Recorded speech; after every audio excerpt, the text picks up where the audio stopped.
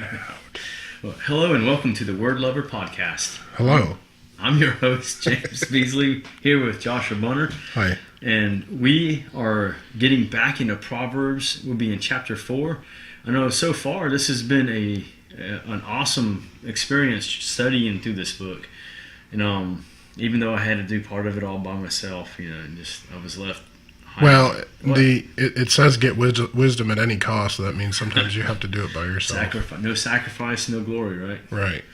Well.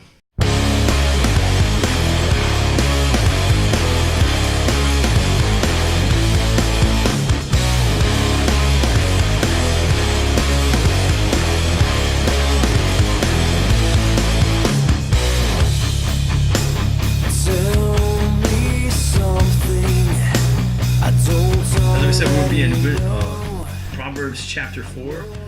I guess we'll just start off reading it, just the biblical text, though. What is that supposed to mean? No headings, because they weren't in the original Hebrew. Oh, well. But listen, my sons, to a father's instruction.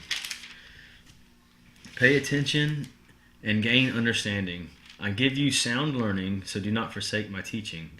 When I was a boy in my father's house, still tender and only a child, and an only child of my mother, he taught me and said, lay hold of my words with all your heart. Keep my commandments, and you will live. Get wisdom and understanding. Do not forget my words or swerve from them. Do not forsake wisdom, and she will protect you. Love her, and she will watch over you. Wisdom is supreme. Therefore, get wisdom, though it cost all you have. Get understanding. Esteem her, and she will exalt you. Embrace her, and she will honor you. She will set a garland of grace on your head and present you with a crown of splendor. Wow, that's a lot. That is a lot. You know, it's something I noticed a lot about this chapter, I guess the whole book, but it's really repetitious. Like to repeat it over and over again, like the wisdom and the understanding and get it. Yeah, I think it is, but I think it's more... I think if we get into the little nuances, it's repeating the stuff over and over, but each time it sort of like builds the emphasis upon it. Right. Well, I mean, it's certainly necessary if you think about how people are anyway. Well, the best way to learn something is do it over and over. Exactly. So what? As long as you're doing mistakes, you don't want to keep learning that over and over again. Well, that just means you're not very wise. So that's why you said get wisdom. Yeah, you're not gaining any understanding. You're just gaining experience. Mm-hmm.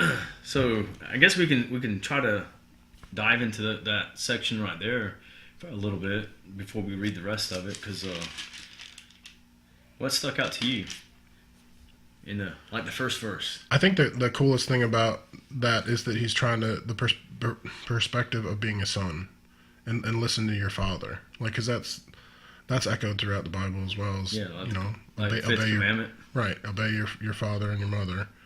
But you think about your dad too, and this is the man that's going to show you basically how to live from being a baby on up to being a young man. So I just like that. Yeah, that is interesting, but look at who his father was. Solomon is claimed to be the wisest man on earth. But yeah, in this passage right here, he claims to be taught a lot of this wisdom from his own father. Who was David, which would, I guess, reiterate or reinforce the idea of how David could be a man after God's own heart, even though he did make mistakes as well. And I think that's something we can, I guess, have as an anchor point for ourselves with our own fathers and us as fathers. We're not going to do everything perfect, but yet it doesn't take out the necessity or take away the necessity to try to instill wisdom in our kids. To try to teach them to do better than what we did. How is the Greek word for understanding, or not? Yeah, the Greek word. Well, if you go to the Septuagint, it'll be Greek. Well, I mean, understanding and wisdom is that they're two different words translated, but how close do they come? How close do they parallel if you reading it straight off the? Well, I would have to get my Hebrew Bible out for that, but you didn't. Well, it's over there. Oh my goodness! But, I'm sorry. I'm going to have to apologize for that, folks. Well, it would be two different. Just like teaching is a different word. Understanding or to be taught or discipline and all that kind of stuff. It all points to the same thing, but it's just different ways of describing it. But is wisdom really understanding anyway? Like Yeah. understanding how things work? Well, basically? that's what, like, in touched in chapter 3, when he said wisdom, understanding, and knowledge. All of those three things are essentially the same thing. They're just different. They're You the can same say but different facets of the sun. It's like a diamond. The same but different. Yeah, you have one diamond is one jewel, but you have many facets to it. Verse 2. So I give you sound learning, so do not forsake my teaching. Oh, I just was laughing at the thought that we were going to try to do this whole chapter. This one's only 27 verses. I know, but last week it was 35 verses. Well, minus 12, but. And not that you should ever rush anyway, but it just tickles me. I think we you're supposed to set goals and reach attainable. Right. We might not be doing that, but anyhow, it's still good. But in verse 2, there's something I like to point out just a little bit. Is I give you sound learning. You're reading the same translation I am, right? Or is it different? The NIV or the... You're reading the online NIV. The NIBV. The New International Beasley version? Or is it the Bunner version? Well, it's debatable. Yeah. Obviously. But there's little nuances different. But it says sound learning. But in the Hebrew right there, I know that word for sound is tov, which is good. Good learning? Yeah, it's good learning. Yeah, but it's interesting though, because the word tov, it means good, but it also means pleasing, desirable, and that's why it is translated here as sound or what is right, like good or secure, steadfast learning, and it's tov. But what does it point to? Does it, when I said it means good, pleasing, and desirable, does anything stand out to you? What do you mean? Right. But what about Romans 12:2? I give you good, pleasing, desirable learning. No. What do you... In Romans 12:2, he said, "Do not be conformed to the pattern of this world, but be transformed by the renewing of your mind, so that you may test and approve what God's will is, His good, pleasing, and perfect will." And this what the Proverbs writer is drawing out, what Solomon's drawing out, or at least I propose, is that he's drawing out that we should be pursuing wisdom at all cost, but that wisdom is personified in Jesus Christ. And to understand or to be seeking after God's will, how many people do you know that always question, I don't know what God's will is for my life? Or all of them? Yeah, everybody wants to seek that. But right here, he's saying that he's given us good learning, or his good, pleasing, and perfect learning, and this is wisdom coming from the Father. And I just thought it was a good little tie there to a New Testament principle. So do not forsake my teaching? Yeah, so do not forsake my teaching. Does that mean to rebel against Christ?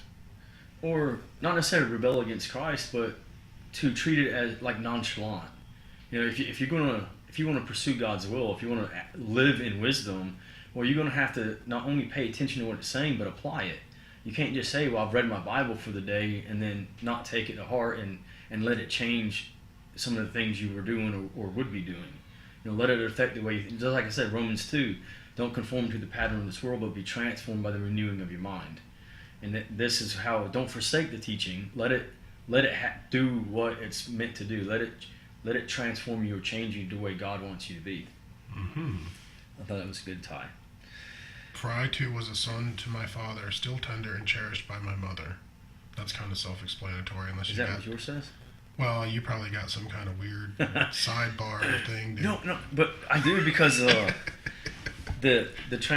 my NIV, the Beasley NIV, I'm at the... it says still tender and an only child of my mother.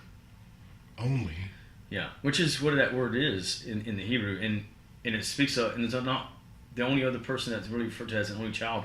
Isaac is referred to that way, even though he wasn't the only child of Abraham, but he was the promised child, the promised seed, or the one that was most beloved. So what you're saying is you need to have a favorite child? No. Oh. No, in the scheme of history, though, Isaac was the beloved because he was the one leading up to Messiah. And Solomon is the one exalted with the wisdom and all that, and also leading up to the Messiah. But what is spiking? Oh, it's not me. Oh. I don't think so. Then he taught me and said to me, take hold of my words with all your heart, and keep my commands, and you will live. Yeah. So you look at me like that. So, what did you draw from that? Well, I just got topical stuff again. I mean, I can't read Hebrew, so. This is English. Well, I know, but like, if you're talking about digging into the actual text as it were written, then he taught me and said to me, "Take hold of my words with all your heart and keep my commands, and you will live." Because it's wisdom, and in Christ is life. And John 1:1 says that in the beginning was the Word, and the Word was with God, and the Word was God, and that he was light, and that light was the life of, or that he was life, and the life was the light of men. But I have Romans 10:9 and 10 written off to the side of that, and the reason why it was stuck out to me is that he is imploring his son to take hold of his teaching, not to forsake his teaching, to hold on to the commands, and you will live. Well, how do you put it in your heart? By letting it affect your life. The heart isn't the organ of your body. The heart. This is what I think. A small distinction. I think the church is. I would think erring in a degree is that we try to alienate the heart and the mind as if it's two different things. The heart isn't just belief or just where faith is. That actually all originates in the mind as well, because it's the way you think. Because the Psalm says, "Just as you think, so are you." And it's the way it's what you think about, what you tend to dwell upon. It changes the way you act, the way you experience life, the way you look at life. Your heart is the central organ of your body. It's like in the middle, and what it points to is that if you really believe something, and that's actually an aspect of the mind, to think or to reason, to have a will to believe, and what that does is it changes what you're living for. That's your heart. It's your passion and your enthusiasm in life. It's oftentimes encapsulated in the Greek word pneuma for spirit within the soul or the psyche. And what that is that it's saying, if you really believe what God has said, you're going to allow it to change your life. You're not going to be living for the same things you used to be living for. That's what it is to really grab hold of it with your heart. So you're saying to seek Christ and he's life, like I just said in 5 words. That's actually 6, but we're not counting. Exactly. No, I mean everything, every one of the commands that was given, at some point or some way extends life, right? Like that's the whole point of it. Yeah, I would say so, because it safeguards it, and it teaches you to live better, to live more pleasing to God. And that old adage that says that the good die young, that's not really true. They might be murdered or killed or doing something like that, but essentially, if everything's allowed to just go out the way it's supposed to or pan out, the living good or living in a way to please God really does extend your life. Because you're not only treating your body better, you're treating other people better, your relationships are healthier, and everything's just better all around. But sin's always right there at, like what he said, Cain, sin is crouching, ready to devour you. You must master it. So Billy Joel was wrong. Only the good die young. Yeah, I would say he's quite wrong. Get wisdom, get understanding. Do not forget my words or turn away from them. See, that's just repeating what he's already said. Like, and that's what I'm saying. Like, there's that sequence is set up especially throughout this chapter. Is just get wisdom, get understanding. Stupid, you're stupid. It just echoes. Well, you got to think of that. I mean, we do it oftentimes, even today. When we want to really emphasize something, we tend to start like.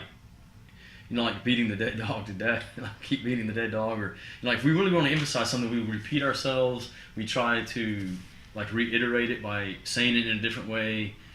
It's the same. It's the same principle here, because the most supreme thing, as he later on says, is wisdom is supreme.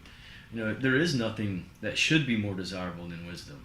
Well, I just think it's funny too that if you're thinking about it from the son's perspective, and you think about how many times you tell your kid one thing, and he still not. On a certain day, how many times you tell him that one thing to do over and over and over. Well, that's what he's doing. Yeah, I know. It's just kind of funny, though. We're all hard-headed children. Which one were we at? 7 and 8. The beginning of wisdom is this: get wisdom, though it costs all you have. Get understanding. Get wisdom, no matter what it costs. Wait, I think you're I might have overread twisting that one a little twisting bit. the words there a little bit. Yeah, I think we can run into some moral complications when we word it as in get wisdom at any cost. Well, But it's the side note on here, it says the beginning of wisdom is this: get wisdom is supreme, therefore get. yeah, you must get it, and even though it costs all you have, you need to pursue wisdom. But you can probably run into some complications if you word it the other way, because then people start compromising with sin or condoning certain things and then justifying it by saying, well, I'm pursuing wisdom. And you can't do anything you want to get wisdom. It must still be in a godly fashion, I would say. It doesn't say that in there. Are you? Yes, it does. Right there. Oh. Cherish her. Cherish her, and she will exalt you. Embrace her, and she will honor you. She will give you a garland to grace your head and present you with a glorious crown of thorns. Isn't that somebody said that? She will be yeah. I remember somebody mentioning that about being a crown of thorns on your head. But no, there's a passage that sticks out to me when I read that section right there. And this is like, if you're pursuing wisdom, if you're doing all you can to gain it, well then you're not giving in to certain desires or passions, because you know that you have to do other things in a more restrained manner in order to pursue wisdom. But in 1 Corinthians chapter 9 verses 24 to 27, Paul likens this life that we're in, this Christian walk, to a race or a runner, and someone who is seeking that prize, that crown of that wreath that is going to be placed on their head, and it's temporary. And they sacrifice a lot of stuff just to be able to attain that. And what we're trying to win is not a crown that's going to perish, but one that's going to last forever. Well, that's what I was going to ask too. Do you think that this is for the present day, or is this after we're dead, or both? You talking about like in this life? I think it's like the glorious crown. That, I mean, is that glorious crown that you will be able to show off on the earth? No, I believe this is speaking of just as we are living this life in order to please God and be brought to God, presented to God as workmen who don't need to be ashamed. You know, we're going to be gaining crowns, and I think ultimately to give back to God. But it's not something that the crown and the splendor and all that's here. He can exalt us in His own time, and He may exalt certain people. But as Paul said, it's not that I've already attained all this, but I press on towards the goal, to the heavenly call. So it's speaking of a crown and splendor and stuff like that we know you're going to get, and right now we're pursuing that. Well, you think about some of the wisest people ever, like that's sought after, and they're revered. I mean, as far as society is concerned, if you think about like Gandhi or something, Confucius, and some of what they said is pretty wise. But does that not count because it's not godly wisdom? Yeah, but how much of it did they steal? Or borrow from other things like Judaism? The Hebrew mindset was spread worldwide ages before Confucius or Gandhi. Well, at any rate, that's still considered wisdom, and people were still like kind of like in awe of like how smart this guy. Imagine how many people traveled to talk to him. But even with that though, with that wisdom, that should still go on and tell us that there's something more to life than just living for ourselves. Right. So it should point you to a higher calling, and I think that desire that because God has placed eternity in all of our hearts, that should be pointing us to understand or to seek out to better understand those things. So you saying I should be a monk? A monkey? Yeah, well, it's too late for that. A dancing monkey or a dancing chicken? Well, I can dance, but I don't know about being the chicken. Listen, my son, accept what I say, and the years of your life will be many. I guess that. I instruct you in the way of wisdom and lead you along straight paths. When you walk, your steps will not be hampered. When you run, you will not stumble. I'm going to read that part of, wherever I put it. It's from a commentary by Clark, but it was actually on another, the one I texted earlier. Yes. I'm going to read that because, listen, my son, accept what I say, and the years of your life will be many. You know, it's a generality. So it's not necessarily saying that because you live according to the Bible all the time that you will most assuredly live for 100 years or whatever. So you're saying if I do everything in the Bible, I still might get hit by a bus? Yeah. The world sucks at times. Yeah, well. But this says, vice and intemperance impair the health and shorten the days of the wicked, while true religion, sobriety, and temperance prolong them. The principal part of our diseases springs from indolence, intemperance, and disorderly passions. Religion excites to industry, promotes sober habits, and destroys evil passions. It auto-corrected somewhere I didn't. Did you say sober rabbits? Habits. Oh. Or better habit, the better. Yeah, and harmonizes the soul, and thus, by preventing many diseases, necessarily prolongs life. So he was likening this to this promise of long life. It's because, like we mentioned earlier, that you're treating your bodies better. You're living in a way to please God, and that is a promise of life. He promises that in Deuteronomy. I said before you life and death. You know, life and death, they're not just spiritual matters. It's physical and spiritual, and walking in the blessings of God is going to benefit both, even though we live in a fallen world, and sometimes the physical life may not go the way we want it to. We can still walk in the spiritual fruit of the Spirit, like love, joy, and peace, even through harsh circumstances. Mm-hmm. Well, what does that have to do with being led along a straight path? Like that, how does that fit? Well, and lead you along straight paths? Yeah. Well, a straight path is something that's focused, something that's determined. It takes, in order to continue on a straight path between A and B, you have to be determined that you're going to walk that way, for one, and you have to be able to, you're thinking ahead, you're planning.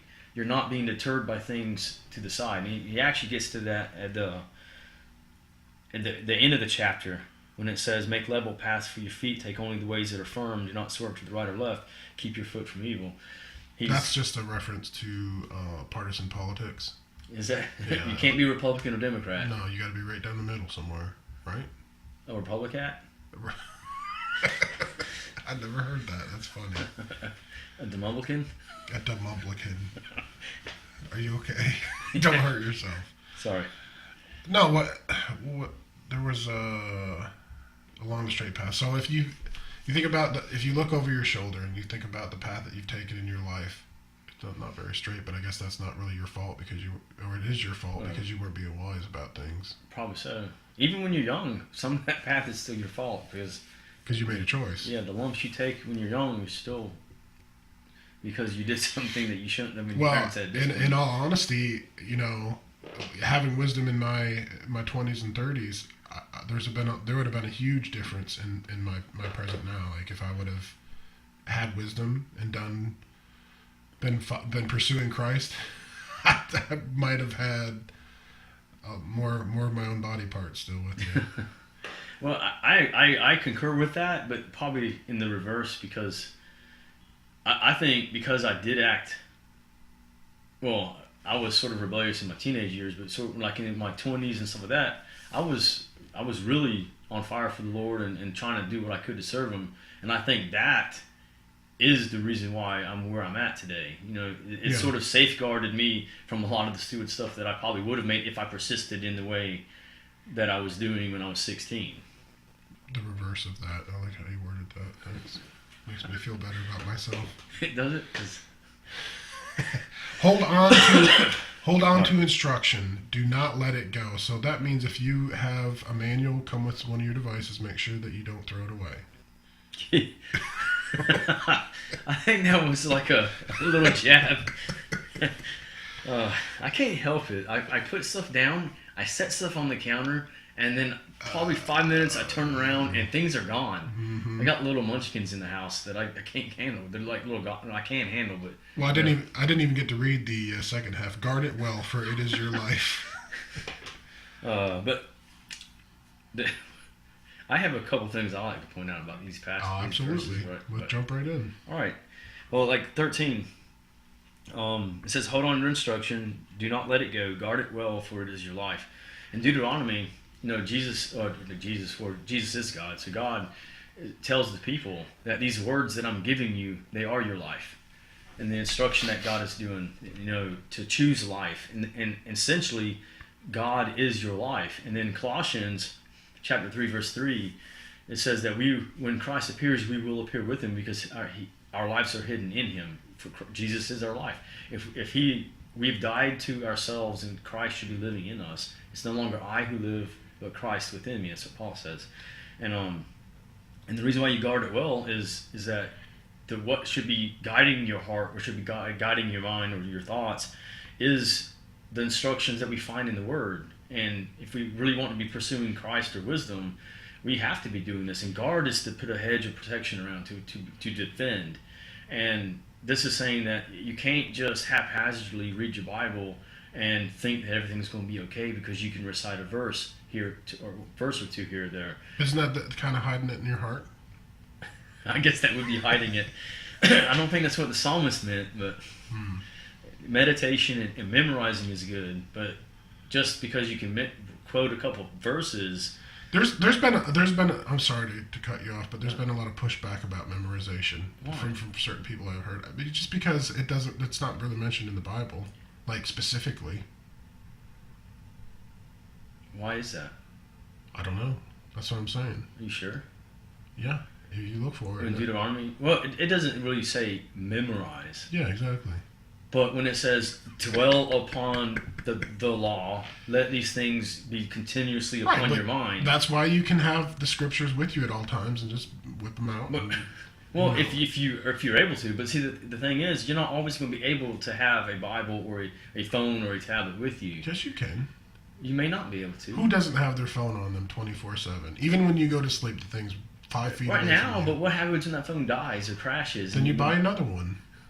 There's going to be a moment, especially if things continue. The Bible, Scripture says that wickedness is going to continue to get worse, and if things continue to get worse, and you could say the Christians are going to be persecuted. Right. I said that in quotations, which I do think they will be eventually too. But there's going to become a time that there's not going to be a time that you may not always have it with you. So memorizing it is a good thing. Jesus was able to quote scripture. Oh, I know. So was Paul. There's all of them. He was able to sit down and write a letter and quote scripture in it. So it's implied. It's just not literally said. And Deuteronomy says you continue to dwell upon these things when you sit down, when you walk in about your way, all this time. You can't do that by physically having it with you. You have to do that by knowing it in your head so you can meditate and dwell upon those things. And that comes through memorization. Well, can't you paraphrase it in your head too? As long as you're saying what it says. Can you add words to it? Like some other people I know? Are you trying to get walking on some shaky ground there. Hold on to instruction and do not let it go. And that's what I'm saying. I'm looking down right now and my phone is in my hand and I'm holding it. So that's what that's why I'm going right back to where that means hold on to your phone and do not let it go. Guard it with your life. That's pretty good. Or is it guard it because your phone is your life? That's probably how more people will probably be. If their Bible's dropping and their phone's dropping, I can tell you what they're probably going to reach for. The fastest. But there's another passage that stuck out to me through verses 10 through 13, and that's John 14:6, when Jesus told his disciples that he is the way, the truth, and the life. And this right here is speaking of the truth coming from wisdom, that the path that is straight, and also that you have to guard your instruction because it is your life. And all these things, it's pointing still, you can almost say in a metaphysical or in an implied way, to Jesus Christ still. And I think that's an interesting thing to see as we read through the Proverbs, is how even though the repetitive as it gets, it seems like he's continuously just painting different little facets of the gem that we know as Jesus Christ. I agree. I agree completely. So do not set footpath on the wicked. Wait, what? Do not set foot on the path of the wicked, or walk in the way of evil men. Avoid it and do not travel on it. Turn from it and go on your way. For they cannot sleep till they do evil. They are robbed of slumber till they make someone fall. They eat the bread of wickedness and drink the wine of violence. When you skim through that, what sticks out to you? Well, that's all I can do is skim. My brain can't handle the digging deep stuff. That's the definition of wisdom right there. If you would, to avoid all that. If you heed that advice that's given, I mean, in my little study of this, another something to consider too: do not set foot on the path of the wicked. Once you start going down that path, it's a slippery slope. It is so much harder to quit. So if you're wise enough to heed what it says here, you can avoid all kinds of struggle and. Yeah. Especially if you're out there listening, or if you're reading the blog or whatever, you know, the younger you are, the quicker you grab hold of wisdom and you seek in Jesus Christ for living to please Him. You know, like Josh said, the better off you will be. But wisdom comes with age. Everybody knows that. Wisdom comes from God. The youngest one in the book of Job was wiser than all of them, and that was because his wisdom came from God. And he said, wisdom is not from the age. In fact, when it talks about in the Proverbs and the Psalms that gray hair is a crown for the wise, it's not talking about physical gray hair, even though oftentimes physically you see that. But what it's implying is that wisdom itself is a crown of splendor to you, just as gray hair is for the wiser old men, because they have lived longer, they have more of an experience and a knowledge. But there's a lot of gray-haired old men that aren't wise. That's true. What if it's the gray isn't on top of your head, but it's in your chin? So in your chin? Like your beard. Never mind, we're going to go. No pictures. They cannot rest until they do evil. They are robbed of sleep till they make someone stumble. And yet, I know people that are just deliberate about making people miserable. They will go out of their way. Like the Vikings and the Visigoths. Right. Like, I never really understood it. Like, even when I wasn't right with God, is try to help out. Like, why would you want to make it more difficult for somebody?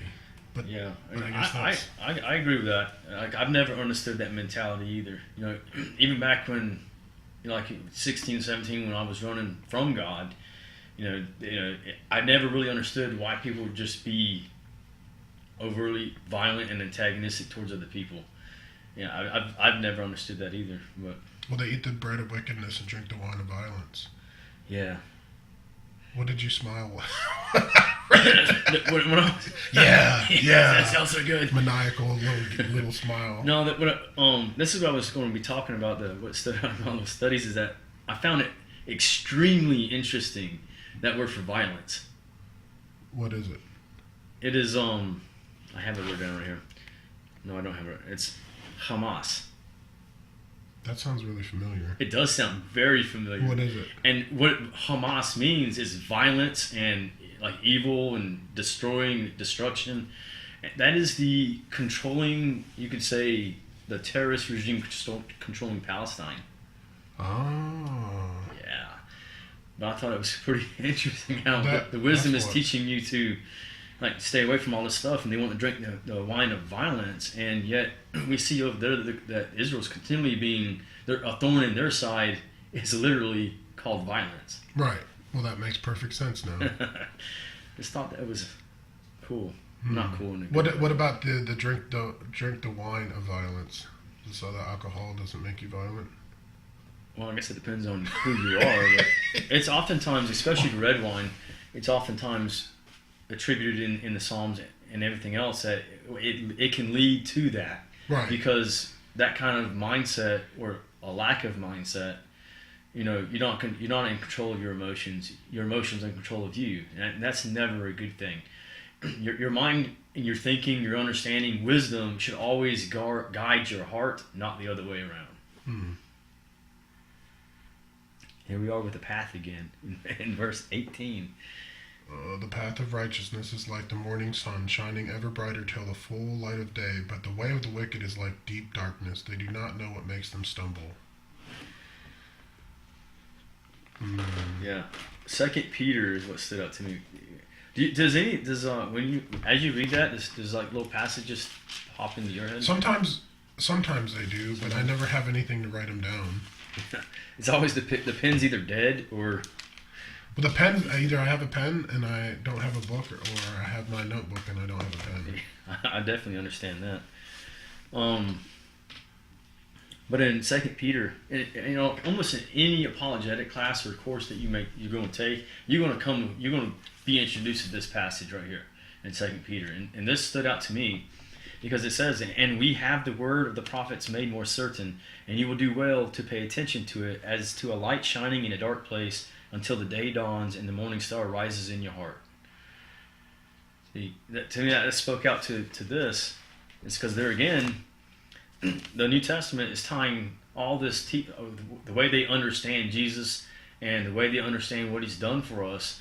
And it's like they're tying it, it's like they're drawing it from Proverbs almost, is like, or at least partly way.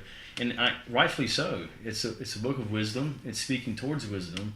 And if Christ is the wisdom and understanding of God, that connection, I guess, should be very evident. But do not let them, back in Proverbs, do not let them out of your sight. Keep them within your heart. Wait. I think I skipped down. Just jumping all over. I'm sorry, verse 18 was, the path of righteousness is like the first gleam of dawn, shining ever brighter till the full light of day. And, Jesus is likened to the morning star that rises and, rising in our hearts. And we are always compared to being children of the day rather than of the night, to walk in the day and not in the night. And you can only do that with wisdom. So. But the way of the wicked is like deep darkness. Is that just complete ignorance? Because, you wouldn't be able to see and you wouldn't know what you're tripping on. And I can agree with that. You're ignorant to the fact, to wisdom, basically, right? If you're ignorant, you just don't know, right? Isn't that what it boils down to?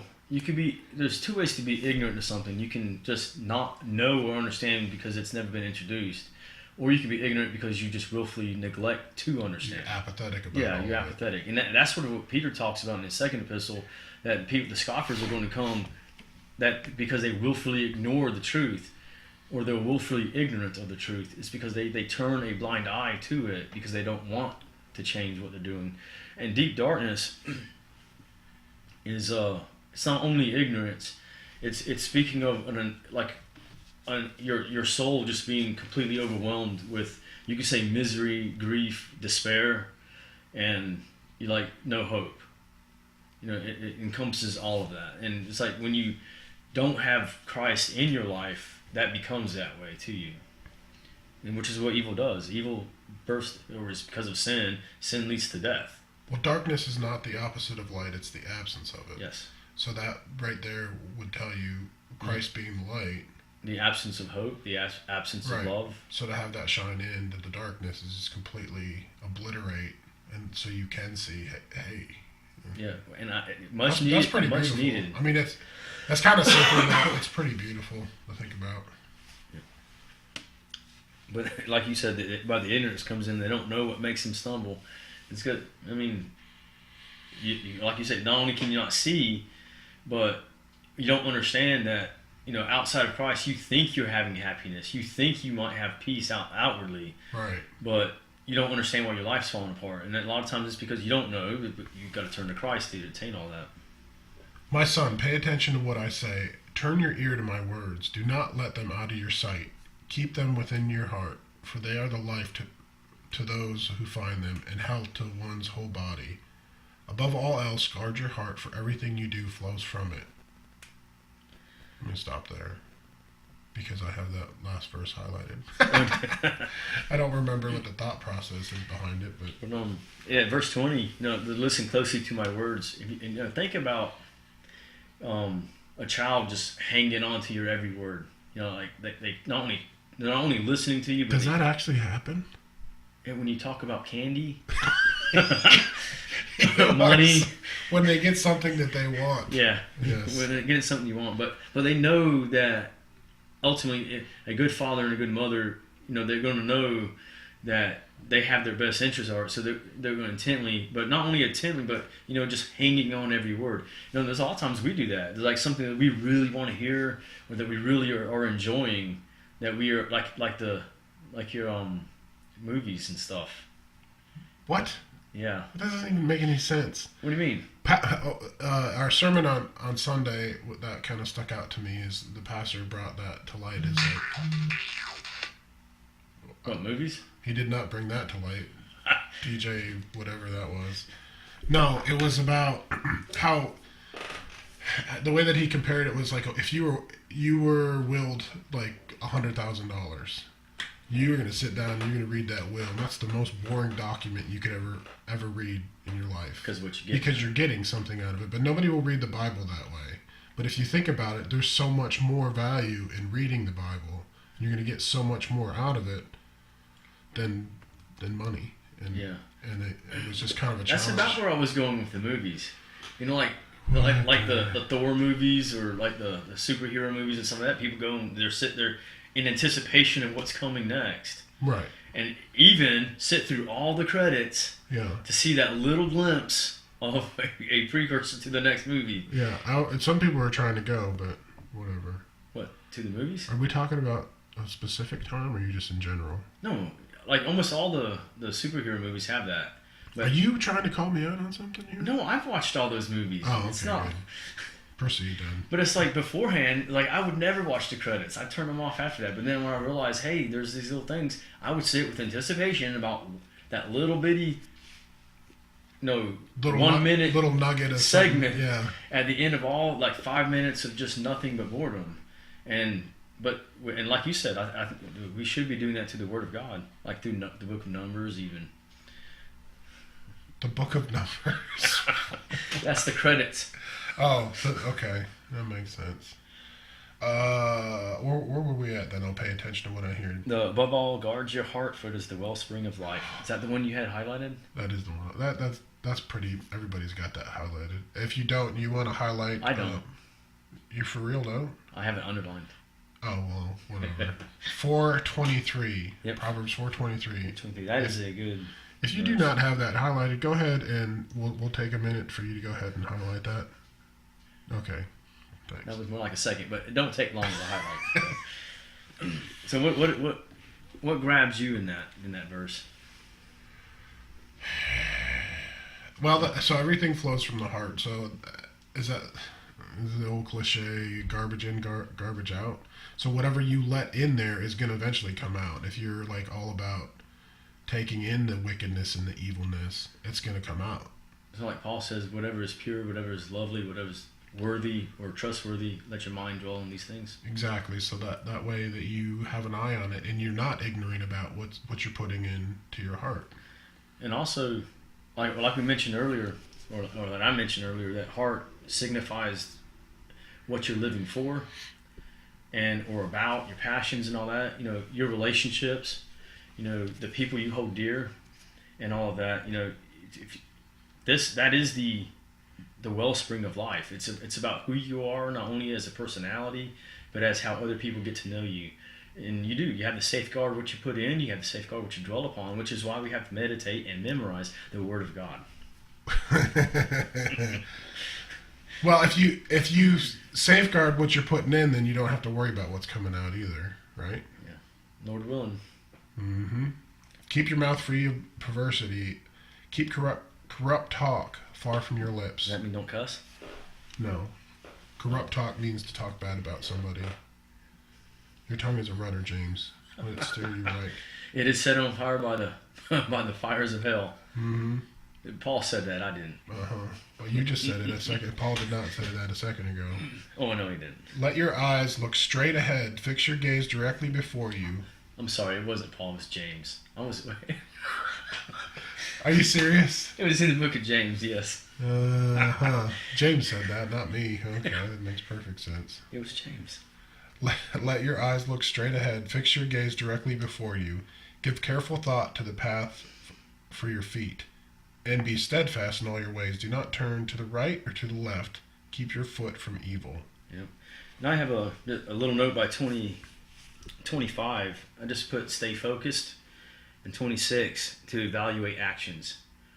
You know, in Hebrews, it says, let us cast off the sin that so easily entangles us and keep our eyes focused on Jesus Christ, who is the author and perfecter of our faith, in chapter 12.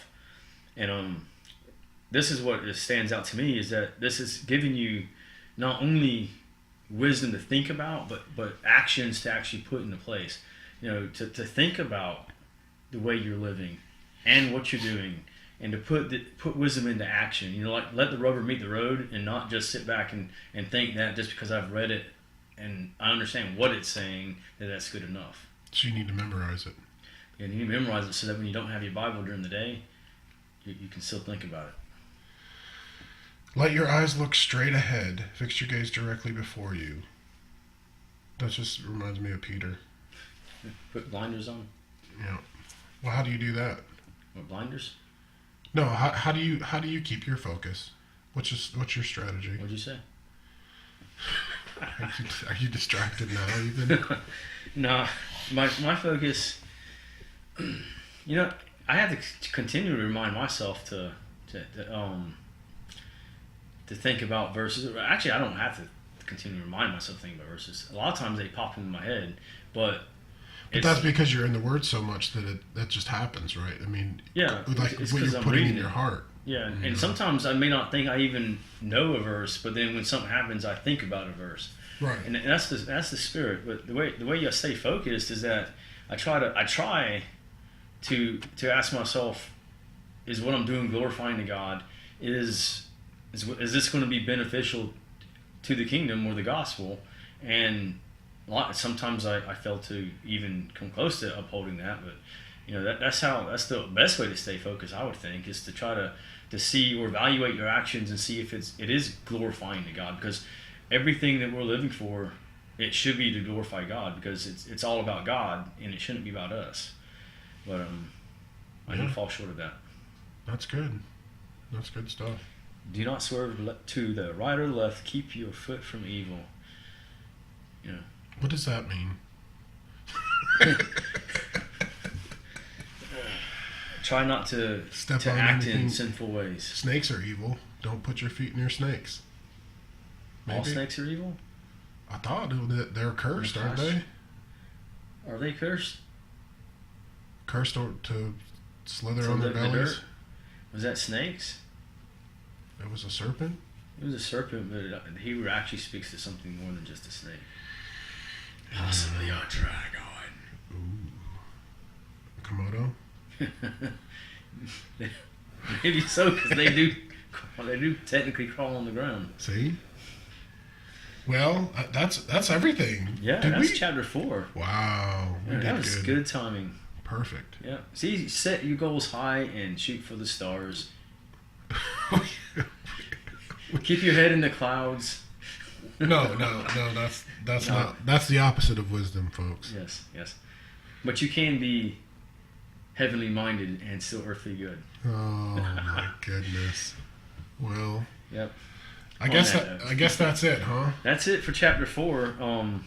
I think that was as interesting. It's only going to keep getting better too, I think, because eventually we're going to be able to tie in some other stuff into this. Is it more repeating? It's going to get into longer repetitions. Oh, good. Yeah, so it's going to be good. But it's going to be real good because eventually it's going to get into some highly debated doctrine, or highly debated passages, should I say. So we're going to be debating? What, you and me? Yeah. Absolutely. I don't know, probably not. Maybe we can use the old phone call jack and call some people. Maybe so. Or at least we're going to start incorporating that eventually. But like chapter 8 is going to get into a passage that is quite often related to Jesus Christ being created. Yeah, so that should be interesting.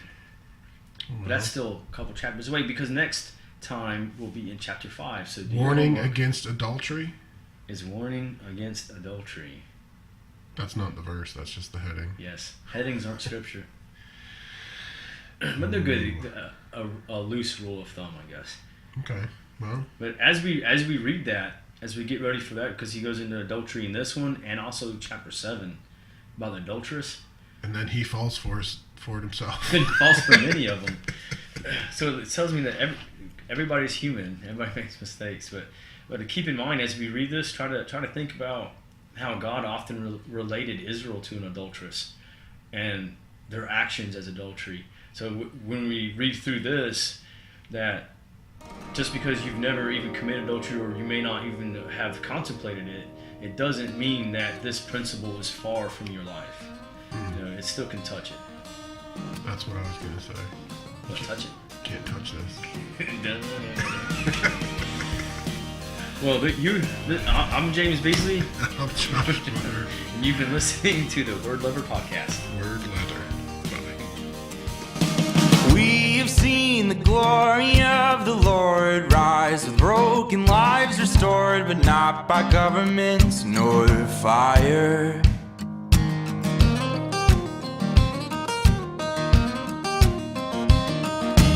We have felt the touch of heaven's hands mend the bones and hearts of men, but not by medicine nor idols.